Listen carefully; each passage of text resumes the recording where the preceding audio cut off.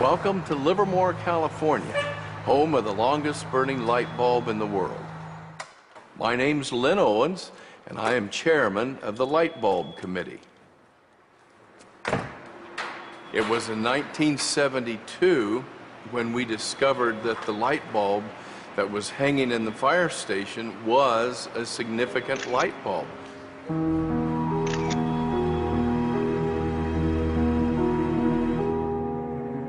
The light bulb at the Livermore fire station has been burning continuously since 1901. Ironically, the bulb has already outlasted 2 webcams.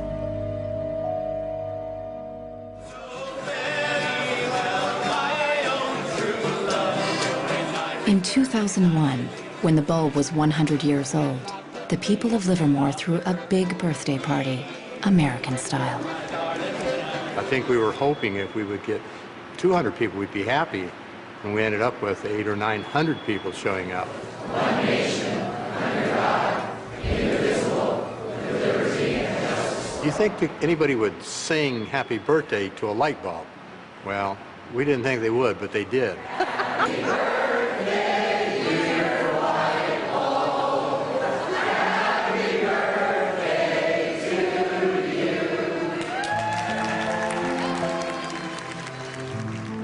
The origin of the bulb was, it was produced in a town called Shelby, Ohio, back around 1895, and put together by some very interesting ladies that I have some pictures of, and some gentlemen that invested in the company. The filament was invented by Adolphe Chaillet. He invented his filament to last.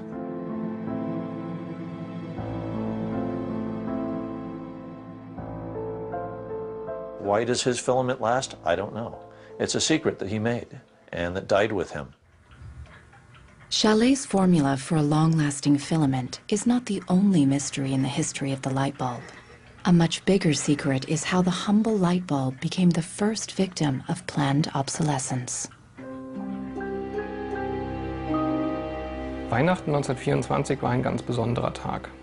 In einem Hinterzimmer in Genf trafen sich einige Herren in Nadelstreifenanzügen, um einem geheimen Plan nachzugehen. Sie gründeten das erste weltweite Kartell, das sich zum Ziel setzte, die Glühbirnenproduktion der gesamten Länder zu kontrollieren und den Kuchen namens Weltmarkt unter sich aufzuteilen. Dieses Kartell hat den Namen Phoebus.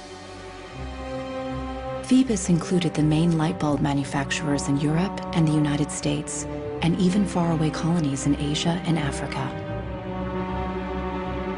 Das Ziel ist gewesen, Patente auszutauschen, die Produktion zu kontrollieren und vor allem aber den Verbraucher zu kontrollieren.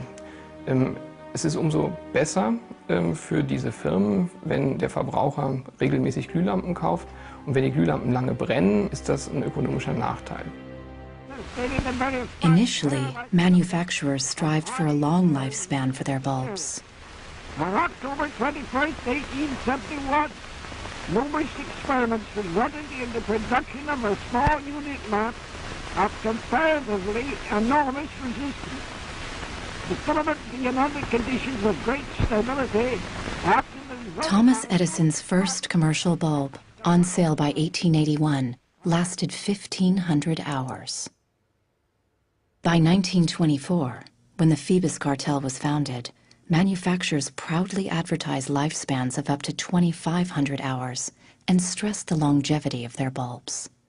Also hat man sich bei Phoebus gedacht, dann beschränken wir einfach die Lebensdauer dieser einzelnen Glühbirnen auf 1000 Stunden.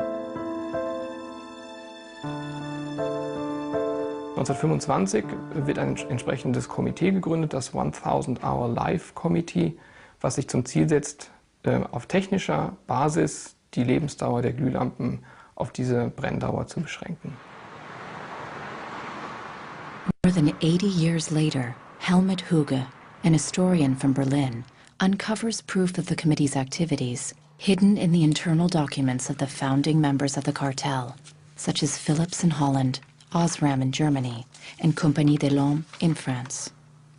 Hier haben wir ein Kartelldokument, da steht The average life of lamps for general lighting service must not be guaranteed, published or offered for another value than 1,000 hours.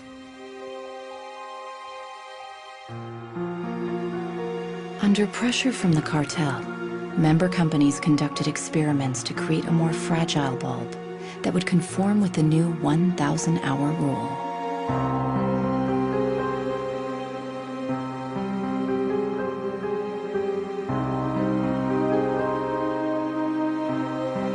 Bulb production was monitored rigorously to make sure cartel members complied. Eine Maßnahme bestand beispielsweise darin, einen Prüfstand zu errichten, in dem viele kleine Sockel zu finden sind, in die dann wiederum einzelne Exemplare aus verschiedenen Produktionsreihen eingeschraubt wurden, und Firmen wie Osram haben dann genauestens protokolliert, wie lange diese Lampen brannten. Phoebus enforced its rules through an elaborate bureaucracy. Members were fined heavily if their monthly life reports were off the mark.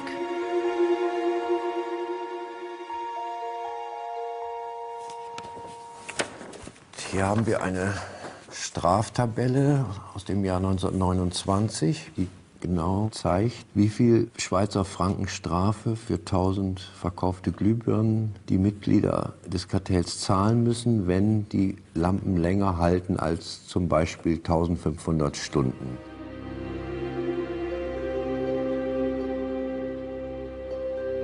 As planned obsolescence took effect, lifespans fell steadily.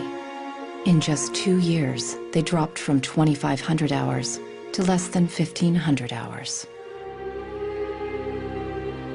By the 1940s, the cartel had reached its goal. 1,000 hours had become the standard lifespan for bulbs. I can see how this was very tempting in 1932. I think at the time sustainability was actually substantially less of an issue, because I don't think they looked at the planet as being one with finite amount of resources. They looked at it as from an abundance perspective. Ironically, the light bulb has always been a symbol for ideas and innovation, and yet it's one of the early and best examples of planned obsolescence. In the following decades, inventors filed dozens of patents for new light bulbs, including one lasting 100,000 hours. None of them reached the general market. Offiziell hat es ja Phoebus eigentlich nie gegeben, wenn auch diese Spuren der Öffentlichkeit nie ganz verborgen gewesen sind. Die Strategie dahinter ist, sich in bestimmten Zeitabständen immer wieder umzubenennen. Dann heißt es mal internationales Elektrizitätskartell, dann mal wieder irgendein anderer Name. Entscheidend ist, dass diese Idee als Institution natürlich weiter besteht.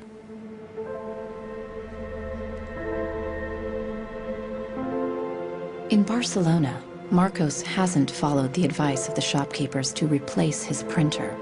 He's determined to repair it, and has found somebody on the internet who has discovered what has actually happened to his printer. It's the dirty little secret of inkjet printers. I tried to print a document and it said parts inside your printer require replacement, so I decided to do a little servicing of my own. Hello, Marcos.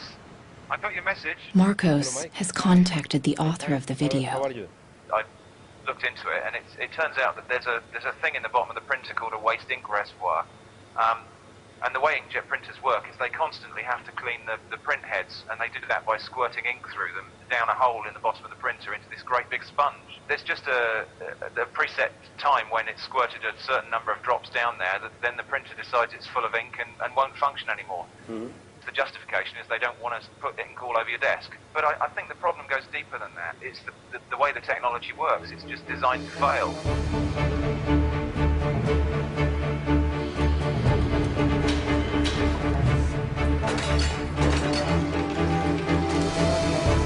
Planned obsolescence emerged at the same time as mass production and the consumer society.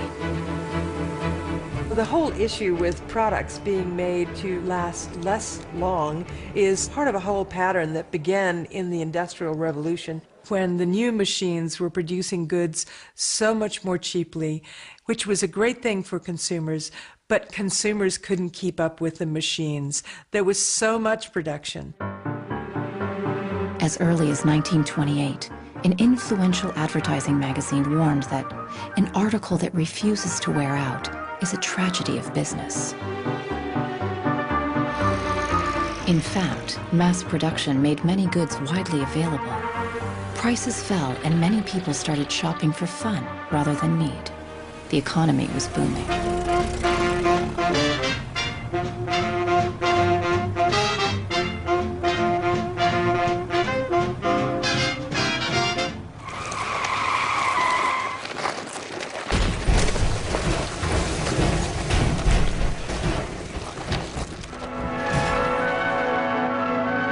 In 1929, the emerging consumer society came to a full stop when the Wall Street crash sent the U.S. into a deep economic recession. Unemployment reached staggering proportions. By 1933, 1/4 of our labor force was unemployed. People no longer queued for goods, but for work and for food. From New York came a radical proposal on how to kickstart the economy again. Bernard London, a prominent real estate broker, suggested ending the Depression by making planned obsolescence compulsory by law. It was the first time the concept was put into writing. Under Bernard London's proposal, all products would be given a lease of life with a set expiry date, after which they would be considered legally dead. Consumers would turn them over to a government agency where they would be destroyed. He was trying to achieve a balance between capital and labor where there would always be a market for new goods. So there would always be a need for labor and there would always be a reward for capital. Bernard London believed that with compulsory planned obsolescence, the wheels of industry would keep turning, people would keep consuming, and everyone would have a job.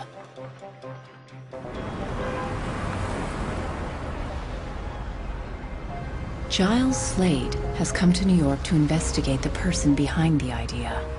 He wants to find out if for Bernard London, planned obsolescence was purely about profits or about helping the unemployed. I have a picture of Bernard London. Dorothea Weitzner remembers meeting Bernard London in the 1930s during a family outing. Don't tell me which one he is. Okay. Let's see. Oh, isn't that interesting? Yes. Definitely intellectual looking. And you met Bernard London in 1933. When I was about 16, 17, my dad and mother had this big Cadillac car, which was the size of a Zeppelin. Mother was driving like a chauffeur. Dad was in the front, and Mr. and Mrs. London were in the back of the big limousine. Dad said that Mr. London should explain his philosophy to me. He's a very interesting man. And he just told me in a few words that that was his idea to reduce the Depression. We were in an economic mess, worse than today even. He was obsessed with this idea. Like an artist is utterly obsessed with his paintings, you know. He actually whispered to me in the car, afraid that his theory might be too radical. In fact, Bernard London's proposal was ignored, and obsolescence by legal obligation was never put into practice. 20 years later, in the 1950s, the idea resurfaced, but with a crucial twist.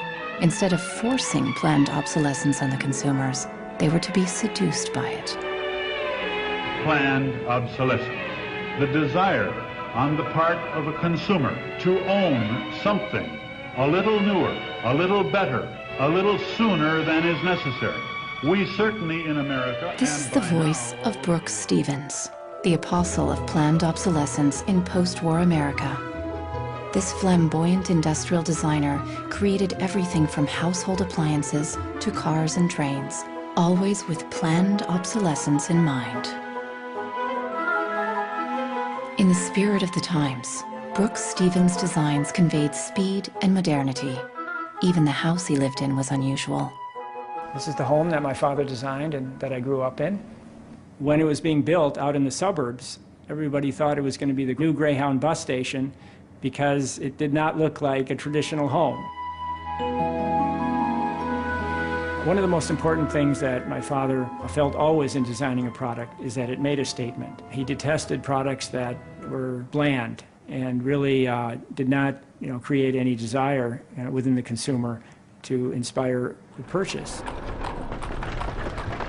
Unlike the European approach of the past where they tried to make the very best product and make it last forever, meaning you bought such a fine suit of clothes that you were married in it and then buried in it and never a chance to renew it, the approach in America is one of making the American consumer unhappy with the product that he has enjoyed the use of for a period, have him pass it on to the second-hand market, and obtain the newest product with the newest possible look. Brooks Stevens traveled all over the U.S. to promote planned obsolescence in speech after speech. His approach became the gospel of the time.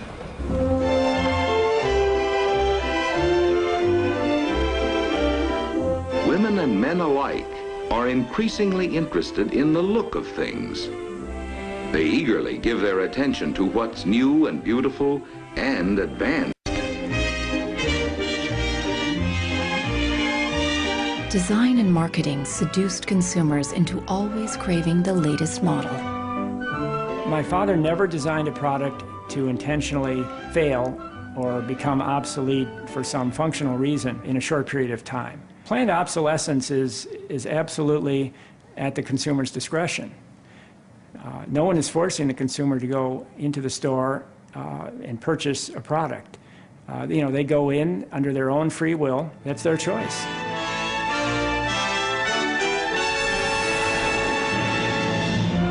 Freedom and happiness through unlimited consumption. The American way of life in the 1950s became the foundation for the consumer society as we know it today.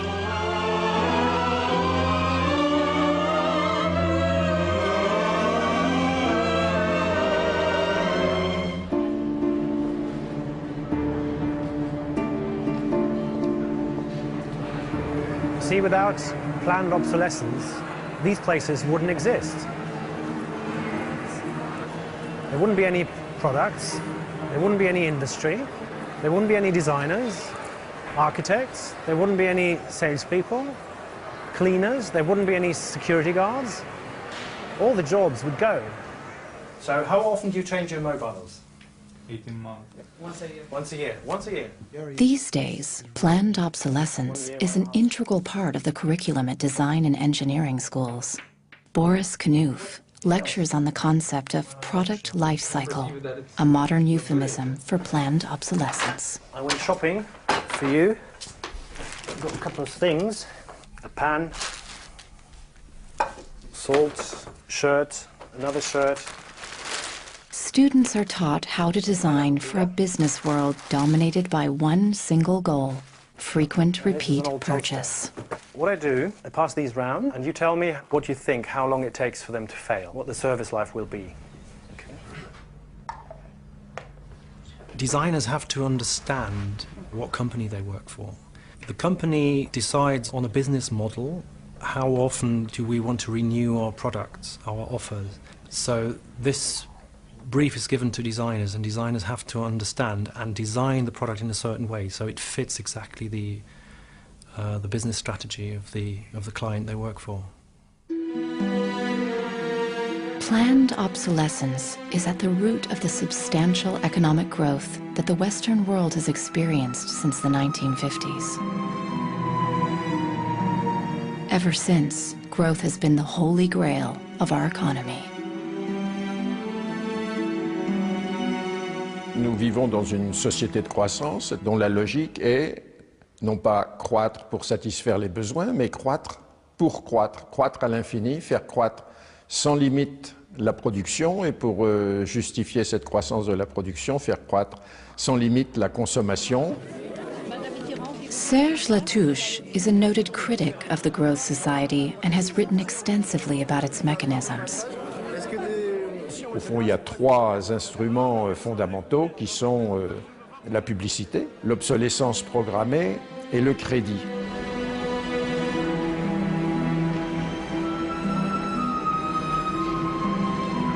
In the last generation or so, our role in life seems to be just to consume things with credit, to borrow money to buy things we don't need. That makes no real sense to me at all. Critics of the Growth Society point out that it's unsustainable in the long run because it's based on a flagrant contradiction. Celui qui croit qu'une croissance infinie est compatible avec une planète finie est soit un fou, soit un économiste. Le drame, c'est qu'au fond, nous sommes tous des économistes maintenant. Why is it that a new product is created every 3 minutes somewhere in the world? Is this necessary?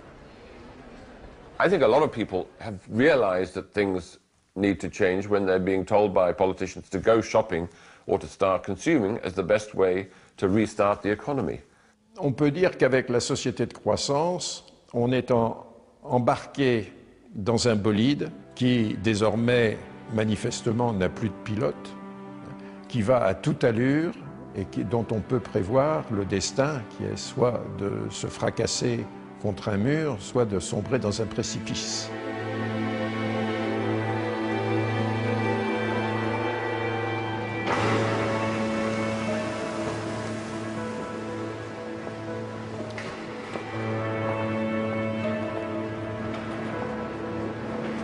Looking at the service manuals of different printers, Marcos realizes that the lifespan of many printers is set by the engineers right from the start.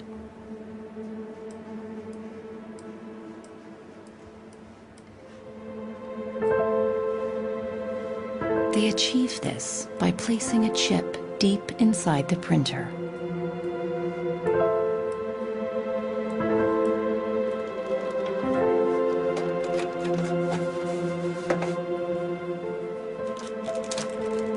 I he trobat el xip, que és una EEPROM, que és un xip on es guarda una compta d'impressions.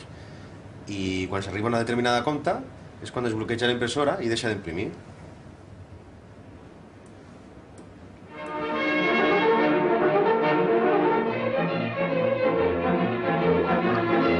How do engineers feel about designing products to fail?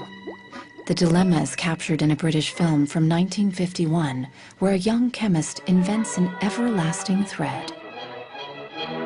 He believes that great progress has been made.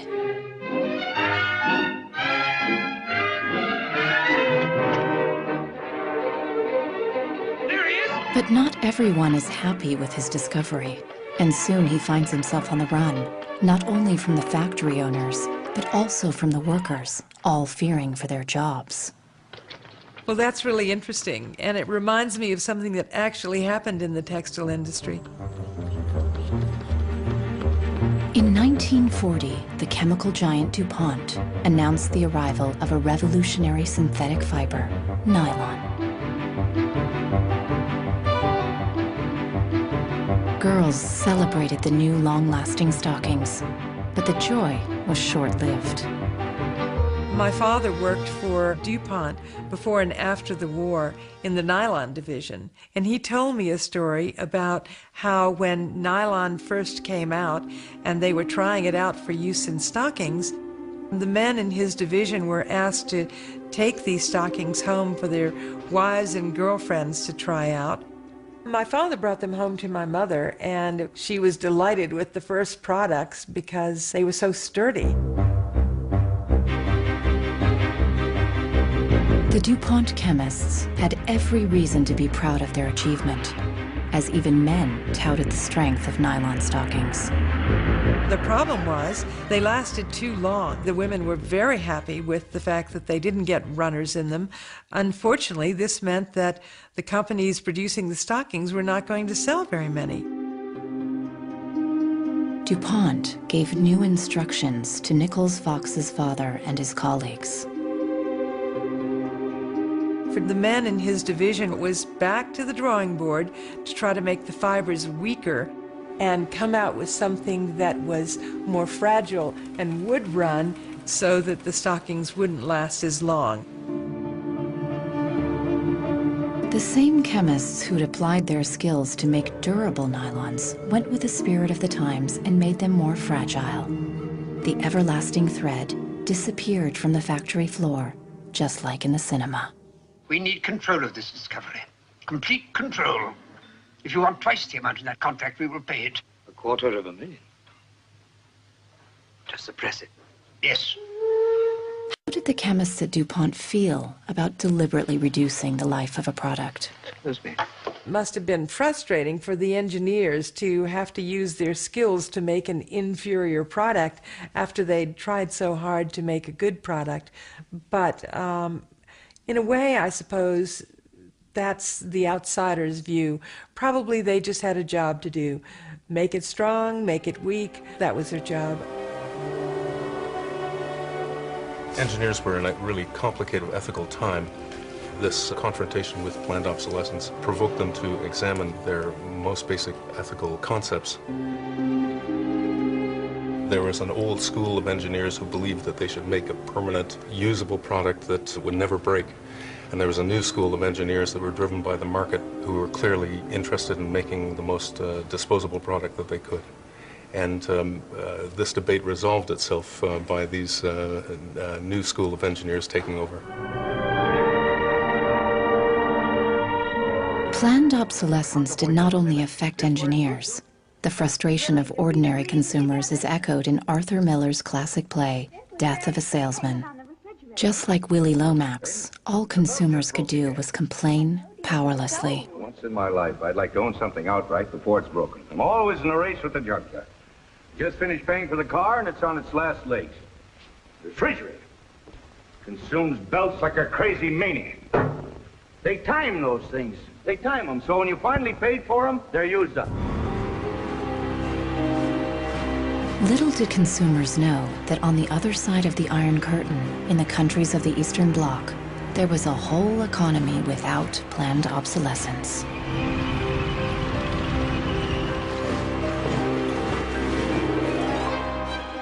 The communist economy was not ruled by the free market, but centrally planned by the state. It was inefficient and plagued by a chronic shortage of resources. In such a system, planned obsolescence did not make any sense. In former East Germany, the most efficient communist economy, official regulations stipulated that fridges and washing machines should work for 25 years. Hier, dieser DDR-Kühlschrank, den habe ich 1985 gekauft. Der ist also mindestens 24 Jahre alt. Und die Glühbirne ist ebenso alt, habe ich noch nie ausgewechselt. Die ist also auch schon fast 25 Jahre alt. In 1981, a lighting factory in East Berlin launched a long-life bulb. They took it to an international lighting fair, looking for buyers from the West. Als die ostdeutschen Glühlampenhersteller 1981 diese Langlebensdauerglühlampen auf der Hannoveraner Messe präsentierten, meinten ihre Westkollegen, ihr wollt euch wohl alle arbeitslos machen. Woraufhin die NAVA-Leute, Ingenieure, antworteten, nein, im Gegenteil, indem wir Ressourcen schonen und den Wolfram nicht verpulvern, behalten wir gerade unsere Arbeitsplätze. The Western buyers rejected the bulb. In 1989, the Berlin Wall came down. The factory was closed, and the East German long-life bulb went out of production. Now, it can only be found in exhibitions and museums.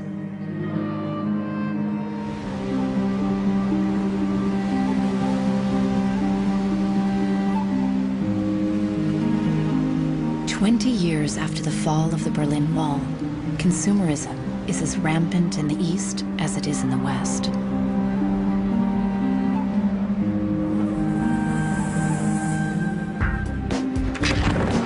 But there is one difference. In the age of the internet, consumers are ready to fight against planned obsolescence. The first movie we made that really broke through was a movie about the iPod. And I was completely broke, and I'd gotten this iPod was like $500, $400. And about 8 months later, 12 months later maybe, the battery died in it. And I called Apple to ask them to replace the battery. And their policy at the time was to tell their customers to buy a new iPod. You might as well go get a new one. Apple doesn't offer? No. Apple doesn't offer a new battery for the iPod? No. It wasn't that the battery died that was annoying, because in my Nokia cell phone, the battery dies, you buy a new battery. Even in my Apple laptop, when the battery would die, you replace the battery. But in the iPod, this expensive piece of hardware, when the battery died, you had to replace the entire unit. So it was my brother's idea to make a movie about just that. We went around with a stencil spray painting on every iPod advertisement we saw in town. iPod's unreplaceable battery lasts only 18 months. We put the video on our own little site, iPodsDirtySecret.com. In the first month, 6 weeks, it was at 5-6 million views, and the site went absolutely bananas. A lawyer in San Francisco, Elizabeth Pritzker, heard about the video and together with her associates decided to sue Apple over the lifespan of the iPod battery. Half a century after the light bulb case, planned obsolescence was in court again. When we brought this litigation, this was 2 years after the iPod was introduced, Apple had sold about 3 million iPods nationwide in the United States. Many of the 3 million iPod owners were having battery problems and were willing to sue. One of them was Andrew Wesley. We selected from amongst the consumers who had called us individuals who would serve as representatives in a class action. A class action is really a device that's fairly unique to the United States, where a small group of people stands in the shoes of a large group to bring one claim before a court. My role in that case was as class representative on behalf of thousands, maybe tens of thousands of people. The case came to be known as Wesley versus Apple. When my friends and family learned that this was a major case, they thought I was, becoming a radical. Here I am going to sue. I was the next Erin Brockovich. In December 2003, Elizabeth Pritzker filed the case at the San Mateo County Court, just a few blocks from the Apple headquarters. We asked Apple for a number of technical documents regarding the battery life in the iPod, and we received a lot of technical data about the battery design, about the testing of the battery, and learned through that discovery that the type of the lithium battery that was contained within this iPod was designed, by design, to really only have a short period of life. I do think that Apple's development of the iPod was intended to be one of planned obsolescence. After a tense few months, both parties hammered out a settlement. Apple set up a replacement service for the batteries and extended the warranty to 2 years. The claimants were offered compensation.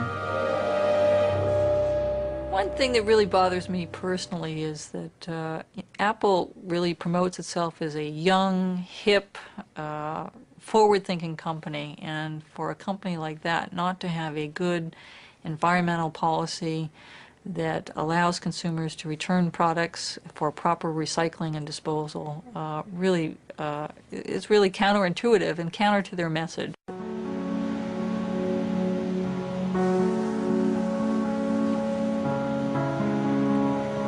Planned obsolescence produces a constant stream of waste, which is shipped to third world countries, such as Ghana in Africa. It's been between 8 and 9 years now when I noticed that loads and loads of containers were coming to this country with electronic waste. We're talking about end-of-life computers, end-of-life television sets, which nobody wants in the developed countries. Shipping electronic waste to third world countries is forbidden by international law, but the merchants use a simple trick. They declare the waste as second-hand goods.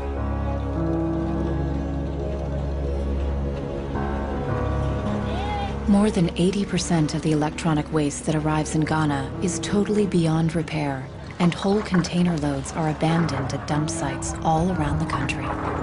We are at the dump site here in Agbogloshi.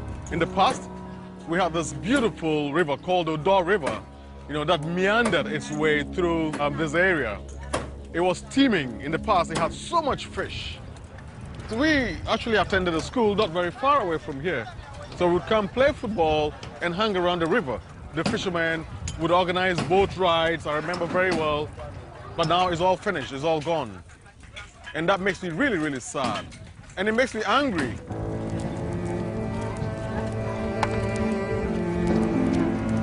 These days, there are no school kids playing here after class. Instead, youngsters from poor families come here looking for scrap metal. They burn the plastic-covered cables from the discarded computers to salvage the metal inside.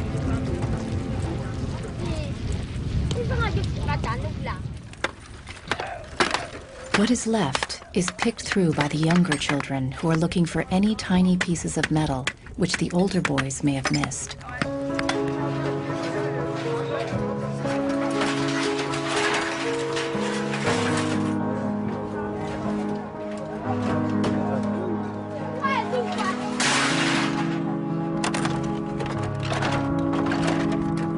Some of those behind the shipment have said that, well, we're trying to bridge the digital divide between Europe, America, and then the rest of Africa and Ghana, of course. But the reality is that these computers that are sent here simply do not work. There's no point in receiving electronic waste when you cannot deal with it, more so when you did not produce it and your country is being used as the world's trash bin.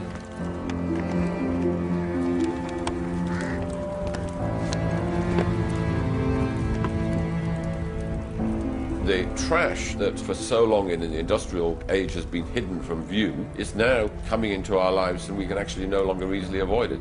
The waste economy is reaching its last legs because they don't physically have anywhere else to put the waste. I think in the course of time, we've come to realize that the planet that we're living on cannot sustain that forever.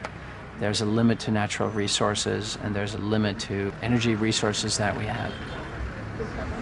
Posterity will never forgive us. Posterity will certainly find out about the throwaway attitudes, the throwaway lifestyles of people in the advanced countries. People all over the world have started acting against planned obsolescence. Mike Anane is fighting against it from the receiving end. He has started by collecting information. This is where I keep the e-waste that have asset tags or property tags. This says Amu Center Nordvest Zeeland. It's from Denmark. This is from Germany, sent here simply to be dumped. Westminster College. Apple should know better. It's a company that claims to be so green. There's a lot of Apple products that are being dumped here. I have a database that contain the asset tags, the contact addresses, telephone numbers of the companies that owned the electronic waste that have been dumped in Ghana. Mike Anane plans to turn this information into evidence for a court case.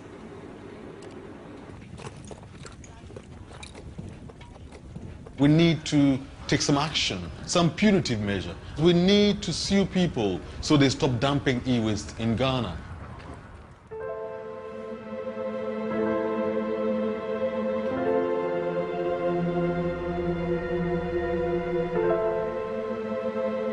Marcos is on the internet again, looking for a way to extend the life of his printer.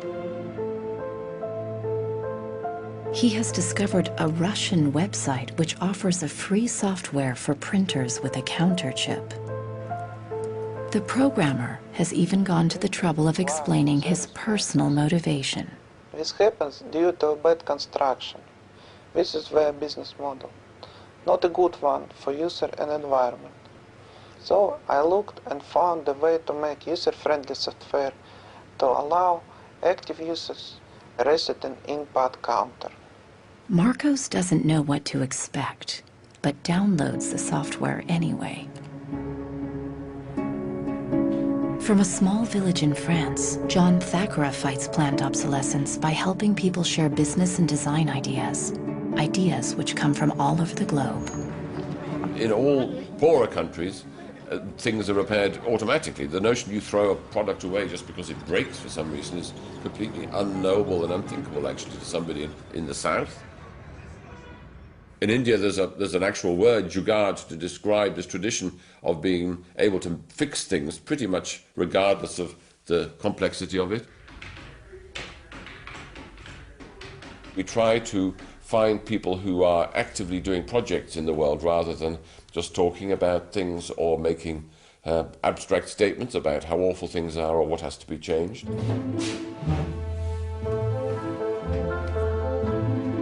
One of these people is Warner Phillips, descendant of the dynasty of light bulb manufacturers.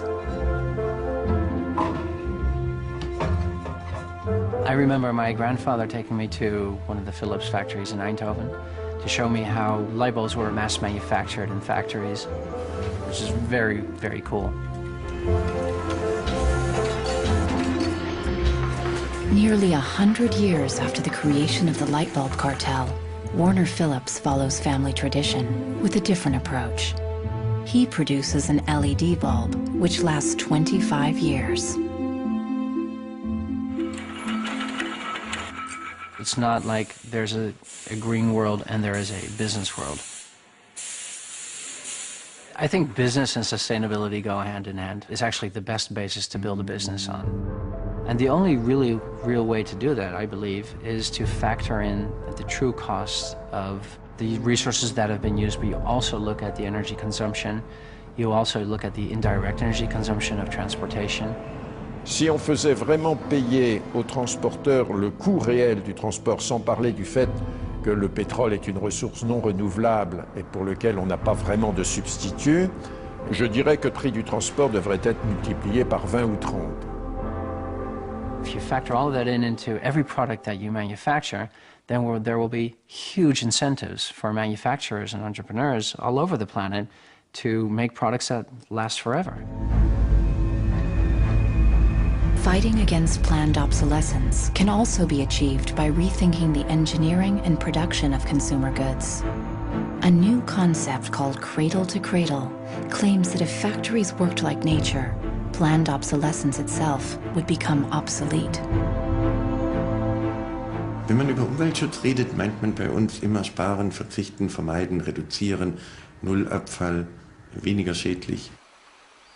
Wenn man sich die Natur aber im Frühling anschaut, ein Kirschbaum, kein Sparen, kein Verzichten, kein Vermeiden. Nature produces abundantly, but fallen blossoms, dead leaves, and other discarded materials are not waste. They become nutrients for other organisms. A cycle. Die Natur kennt keine Abfälle, sondern sie kennt nur Nährstoffe. Braungart believes that industry can imitate this virtuous cycle of nature. He proved that this is possible when he redesigned the production process of a Swiss textile company. Wenn man zum Beispiel einen Stoff hat dazu, ein Sofa damit bezieht oder ein Stuhl, dann sind die Zuschnitte, was man abschneidet, so giftig, dass es als Sondermüll entsorgt werden muss. Braungart found that hundreds of highly toxic dyes and chemicals were routinely used at the factory. For the production of the new fabrics, Braungart and his team reduced the list to 36 substances, all biodegradable. Wir suchen jetzt alle Zutaten raus, dass man sie auch essen könnte. Das heißt, Sie können die klein schneiden und in Müsli packen, wenn Sie wollen. Wenn man eine Müllgesellschaft hat, ist jedes kurzlebige Produkt natürlich ein Müllproblem. Wenn es aber eine Gesellschaft ist, die Nährstoffe macht, ist jedes kurzlebige Produkt wieder eine Chance, etwas Neues zu machen. For the more radical critics of planned obsolescence, reforming production is not enough. They want us to rethink our entire economic system and our values. C'est une vraie révolution. C'est d'abord une révolution culturelle, parce que c'est un changement de paradigme, c'est un changement de mentalité. This revolution is called degrowth. Serge Latouche travels from conference to conference explaining how to get out of the growth society altogether. La décroissance, c'est un slogan provocateur qui a pour fonction de rompre avec le discours un peu euphorisant de la croissance possible, infinie, soutenable, et donc pour marquer la nécessité de changer de logique. L'essentiel du programme, en quelque sorte, de la décroissance tient en un mot, réduire. Réduire notre empreinte écologique, réduire nos gaspillages, notre surproduction, notre surconsommation. Réduisant la consommation, en réduisant la production, mais en libérant du temps libre, on peut développer d'autres formes de richesse qui ont l'avantage de ne pas s'épuiser quand on les consomme, comme l'amitié, le savoir. We increasingly rely on objects to give us a sense of self-esteem and identity. It's partly the consequence of the breakdown of things that used to give us identity, like membership of a community or relationship to the land, or all sorts of soft and social things which have been replaced by consumerism. Si le bonheur dépendait du niveau de consommation, on devrait être dans la félicité absolue, parce que nous consommons 26 fois plus que du temps de Marx, mais toutes les enquêtes montrent que les gens ne sont pas 20 fois plus heureux, parce que le bonheur est toujours quelque chose de subjectif, évidemment. Critics of degrowth fear that it will destroy the modern economy and take us straight back to the Stone Age. Revenir à une société soutenable, c'est-à-dire une société dont l'empreinte écologique ne dépasse pas une planète, eh bien, ça n'est pas revenir à l'âge de pierre, c'est revenir, toutes choses égales d'ailleurs, pour un pays comme la France, aux années 60. Ça n'est pas vraiment l'âge de pierre. On peut dire que la société de décroissance réalise la vision de Gandhi qui disait le monde est assez grand pour satisfaire les besoins de tous, mais il sera toujours trop petit pour satisfaire l'avidité de quelques-uns.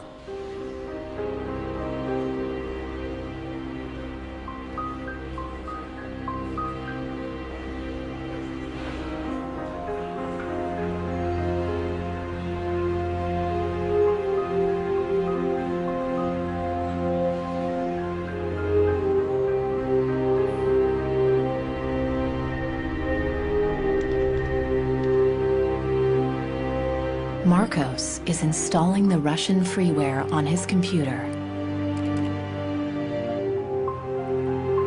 The new software allows him to reset the counter chip inside his printer back to 0. The printer immediately unblocks.